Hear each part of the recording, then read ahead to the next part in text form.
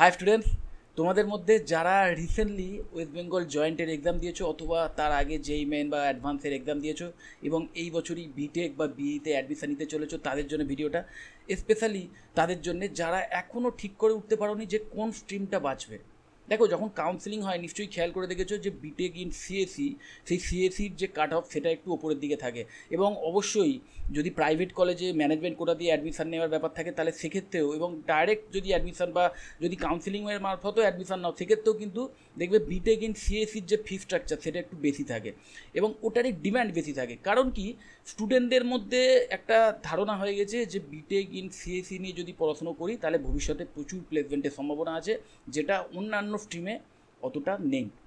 দেখো, কথাটা আংশিক সত্য হলেও তোমরা যদি এটাকেই একদম আপ্তবাক্য হিসেবে ভেবে নাও এবং তোমার যদি পছন্দের স্ট্রিম অন্য কিছু হয়ে থাকে, ধরো তুমি ভেবেছিলে যে মেকানিক্যাল ইঞ্জিনিয়ার হবে বা সিভিল ইঞ্জিনিয়ার হবে, কিন্তু লোক মুখে কথা শুনে বা সিনিয়র দাদাদের থেকে কথা শুনে বা অন্য কোনো স্পেশালিস্টের থেকে কথা শুনে যদি তুমি ডিসিশানটা চেঞ্জ করো তাহলে একটু ভুল করবে। কারণ একটা জিনিস ঠান্ডা মাথায় ভাবো যে বিটেক ইন সিএসি বা বিটেক ইন আইটি, এই যে এই কোর্সটা করার পর যে ইন্ডাস্ট্রিগুলোতে জব পাবে সেটা কিন্তু আইটি সেক্টর মেনলি। যে কোনো আইটি সেক্টরের কাজ কি, যে কোনো আইটি সেক্টর কিন্তু বিভিন্ন সফটওয়্যার তৈরি করে, বিভিন্ন সফটওয়্যার ডেভেলপ করে বা বিভিন্ন ওয়েবসাইট ডেভেলপ করে। এবার এই সফটওয়্যার বা ওয়েবসাইট, এই সমস্ত ব্যাপারগুলো, এই জিনিসগুলো কি ডাইরেক্ট মানুষের কোনো নিত্য প্রয়োজনীয় কাজে লাগে? একটু ঠান্ডা মাথায় চিন্তা করে দেখো।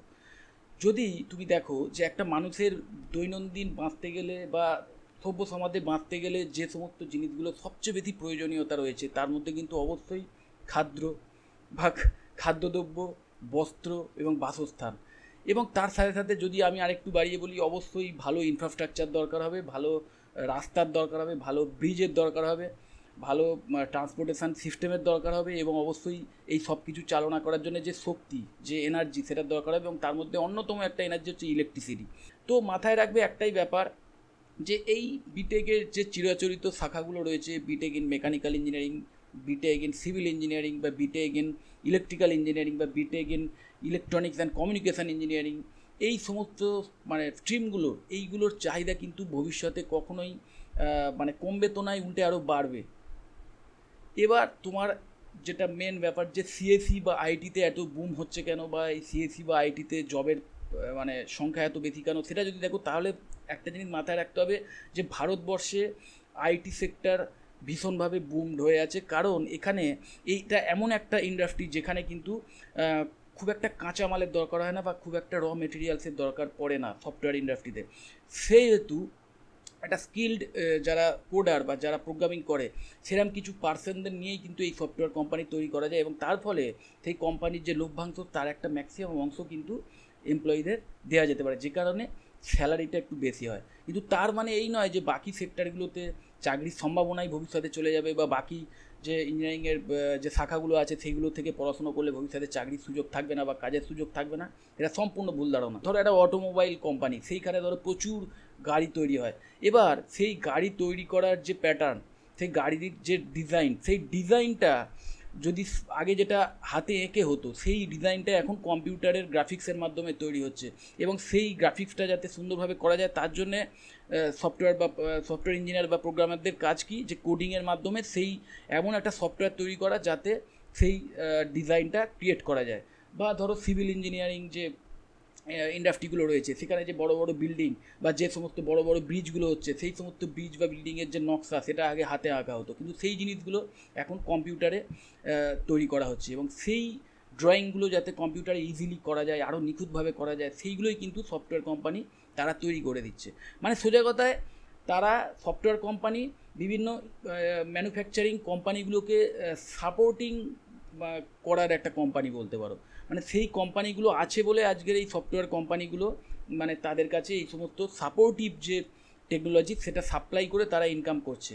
ঠিক সেরকম অন্যান্য যে কোনো ইন্ডাস্ট্রিতে তুমি যদি দেখো সেখানেও কিন্তু একই সিনারিও দেখতে পাবে। যে কোনো বড় বড় ইন্ডাস্ট্রিতে বড় বড় যে প্রচুর এমপ্লয়ি কাজ করেন, সেই এমপ্লয়ীদের অ্যাটেন্ডেন্স, তাদের কীরকম স্যালারি, তাদের কি পারফরমেন্স, সেই সমস্তগুলো মেনটেন করার জন্য বিভিন্ন সফটওয়্যারের দরকার হয় এবং তার মাধ্যম দিয়েই, সেই সফটওয়্যারের মাধ্যম দিয়েই সেই সমস্ত এমপ্লয়ীদের পারফরমেন্স অ্যানালিসিস করা যায়। তো সেই সফটওয়্যারটাও কিন্তু তৈরি করে দিচ্ছে সফটওয়্যার কোম্পানি। সো বুঝতেই পারছো আলটিমেটলি সফটওয়্যার কোম্পানি কিন্তু মানে আর্ন করছে এই সমস্ত অন্যান্য যে কোর ইঞ্জিনিয়ারিং যে কোম্পানিগুলো তাদেরকে নিজেদের সফটওয়্যার বা অ্যাপ্লিকেশান বা নিজেদের সার্ভিস সেল করে। যত টেকনোলজিক্যাল অ্যাডভান্সমেন্টের দিকে আমরা যাব তত কিন্তু এই সমস্ত মেকানিক্যাল যে ইন্ডাস্ট্রি বা ধরো সিভিল ইন্ডাস্ট্রি মানে সিভিল ইঞ্জিনিয়ারিং যে ইন্ডাস্ট্রি বা ইলেকট্রিক্যাল ইঞ্জিনিয়ারিং যে ইন্ডাস্ট্রি বা ইলেকট্রনিক্সের যে ইন্ডাস্ট্রি সেটা কিন্তু আরও বুম করবে, এবং যত বুম করবে তত কিন্তু তাদের আরও এই সমস্ত সফটওয়্যার বা কম্পিউটারের যে বিভিন্ন অ্যাপ্লিকেশানের হেল্প দরকার হবে, এবং সেখানেই কিন্তু তখন কাজে আসবে এই সমস্ত আইটি সেক্টরগুলো, যারা কিন্তু এই সমস্ত সফটওয়্যারগুলো তৈরি করে এই সমস্ত কোম্পানিগুলোকে প্রোভাইড করবে, যার মাধ্যম দিয়ে এই সমস্ত কোর ইঞ্জিনিয়ারিং যে কোম্পানি তারা তাদের যে কার্যকারিতা বা তাদের যে প্রোডাক্টিভিটি সেটা বাড়াতে পারবে।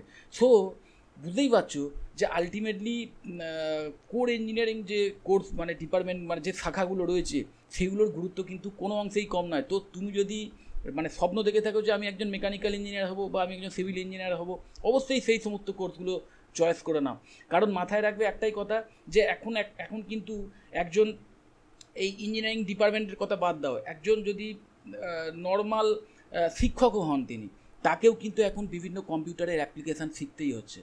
সেই পড়াশুনোটা যাতে আরও ভালোভাবে করানো যায়, স্টুডেন্টদের যাতে আরও ভালোভাবে শেখানো যায়, তার জন্য কিন্তু তাকে বিভিন্ন সফটওয়্যারের অ্যাপ্লিকেশান শিখতে হচ্ছে। ঠিক সেইভাবে এই সমস্ত বিটেকের যে শাখাগুলো রয়েছে সেই সমস্ত ইলেকট্রিক্যাল ইঞ্জিনিয়ারিং বলো বা মেকানিক্যাল ইঞ্জিনিয়ারিং বলো বা সিভিল ইঞ্জিনিয়ারিং বলো, সেখানেও কিন্তু এই সমস্ত কম্পিউটারের বিভিন্ন অ্যাপ্লিকেশান সেই সমস্ত কোর্স স্পেসিফিক কিছু কম্পিউটারের অ্যাপ্লিকেশান বা কিছু সফটওয়্যার কিন্তু রয়েছে যেগুলো কিন্তু তাদের শিখতেই হবে। এবং অবশ্যই যে সফটওয়্যার বা প্রোগ্রাম মানে একটা সফটওয়্যার তৈরি করার যে বিল্ডিং ব্লক মানে কোডিং করা বা প্রোগ্রামিং ল্যাঙ্গুয়েজ, সেটা কিন্তু সেই সমস্ত ডিপার্টমেন্টের স্টুডেন্টদেরও শিখতে হয়। সেখানেও কিন্তু বেসিক কোর্স আছে যার মাধ্যমে তাদের কিন্তু সেই সমস্ত কোর্সগুলো শিখতে হয়। তো যদি ভবিষ্যতে তার সুইচ করতে ইচ্ছা হয় যে না আমি মেকানিক্যাল ইঞ্জিনিয়ারিং নিয়ে পড়ছি কিন্তু আমি আইটি সেক্টরে চাকরি নেবো, তাহলেও কিন্তু সেটা খুব ইজিলি তোমরা করতে পারো। কারণ সফটওয়্যার এমন একটা জিনিস বা প্রোগ্রামিং এমন একটা জিনিস যেটা কিন্তু তুমি বাড়িতেও মানে তুমি কোনো টিউটোরিয়ালের মাধ্যমে অনলাইন টিউটোরিয়ালের মাধ্যমে কিন্তু নিজেই নিজের স্কিল সেট তুমি তৈরি করে নিতে পারবে। এবং তাছাড়া তোমাকে যেটা বললাম যে কোর্সের মধ্যেও কিন্তু বেসিক প্রোগ্রামিং বা এই সমস্তগুলো সমস্ত শাখার ইঞ্জিনিয়ারিং স্টুডেন্টদেরই কিন্তু শেখানো হয়। কিন্তু মাথায় রাখবে যদি কোর ইঞ্জিনিয়ারিং বলো যে মেকানিক্যাল ইঞ্জিনিয়ারিংয়ের একদম হাতে কলমে কাজ বা ইলেকট্রিক্যাল ইঞ্জিনিয়ারিংয়ের হাতে কলমে কাজ, সেইগুলো কিন্তু বিটেকের যে ল্যাবগুলো রয়েছে সেই ল্যাবের সাহায্য ছাড়া বা সেই ল্যাবে গিয়ে হাতে কলমে যতক্ষণ না তুমি কাজ করছো কখনোই কিন্তু তুমি সেটা রপ্ত করতে পারবে না। এবং সেটা শেখার জন্য অবশ্যই কোনো দক্ষ ফ্যাকাল্টি মেম্বারের দরকার পড়বে বা কোনো দক্ষ টেকনিক্যাল অ্যাসিস্ট্যান্টের দরকার পড়বে, যার গাইডেন্সে তুমি কিন্তু সেই টেকনিকগুলো শিখবে। তো অবশ্যই এটা বলাই যায় যে বিটেক ইন সিএসি যেমন হাইলি জব ওরিয়েন্টেড কোর্স এখন আছে এবং ভবিষ্যতেও থাকবে। কারণ বুঝতেই পারছো যত দিন যাবে এই যত রকম ইন্ডাস্ট্রি আসুক সেই সমস্ত ইন্ডাস্ট্রিতেই কিন্তু এই সমস্ত সফটওয়্যার বা এই সমস্ত অ্যাপ্লিকেশানের চাহিদা দিনকে দিন বাড়বে এবং সেই সমস্ত সফটওয়্যার বা অ্যাপ্লিকেশান কিন্তু তৈরি করবে এই সমস্ত সফটওয়্যার ইঞ্জিনিয়াররা। সো বিটেক ইন সিএসির চাহিদা মানে বিটেক ইন সিএসি পাস করে স্টুডেন্টদের কাজের যে ক্ষেত্র সেটা ভবিষ্যতে আরও অনেক বাড়বে, সেটা নির্দ্বিধায় বলা যায়। তেমন বিটেক ইন মেকানিক্যাল ইঞ্জিনিয়ারিং বা বিটেক ইন ইলেকট্রিক্যাল ইঞ্জিনিয়ারিং বা BTech in electronics and communication engineering বা বিটেক ইন সিভিল ইঞ্জিনিয়ারিং, এই কোর্সগুলো করার পরও কিন্তু জবের যে ক্ষেত্র সেটা কিন্তু ভবিষ্যতে দিনকে দিন বাড়তে থাকবে। সো আমি করছি কি এই ম্যাকআউট অ্যাফিলিয়েটেড যে কটা ভালো ভালো কলেজ আছে আমাদের ওয়েস্ট বেঙ্গলে যেখানে অ্যাফোর্ডেবল ফিজের মাধ্যমে কোয়ালিটি এডুকেশন দেওয়া হয়, সেই সমস্ত কলেজের ওয়েবসাইটের লিঙ্ক আমি দিয়ে দিচ্ছি, যেখানে তোমরা সেই সমস্ত লিঙ্কে ভিজিট করে তোমরা সেই কলেজের ডিটেলস দেখে নেবে এবং সেখানকার যে অ্যাডমিশন ইনকোয়ারি ফর্ম আছে সেটা ফিল আপ করে রেখে দেবে। তাহলে তাদের যারা মানে এক্সিকিউটিভ আছেন তারা যখন তোমাদেরকে কল করবে তোমরা সেই কলেজ সম্পর্কে আরও ডিটেলে জেনে নেবে, তোমরা কী টাইপের স্কলারশিপ পেতে পারো সেটা জেনে নেবে এবং অবশ্যই ইমিডিয়েটলি সিট বুকিং করে নেবে। কারণ সিট বুকিং কিন্তু অলরেডি স্টার্ট হয়ে গেছে এবং মনে রাখবে প্রতিটা কলেজেই যে ডাইরেক্ট অ্যাডমিশনের কোটা থাকে সেটাও কিন্তু লিমিটেড থাকে। সেই সিটটা যদি ফিল আপ হয়ে যায় তাহলে কিন্তু তুমি তোমার পছন্দের স্ট্রিম নিয়ে পছন্দের কলেজে অ্যাডমিশন নাও পেতে পারো। তো ভিডিওটা যদি ভালো লাগে অবশ্যই লাইক দিও, চ্যানেলটা যদি সাবস্ক্রাইব না করে থাকো এক্ষুনি সাবস্ক্রাইব করে নাও। খুব শিগগিরই আবার তোমার সঙ্গে দেখা হবে, খুব ভালো থাকবে।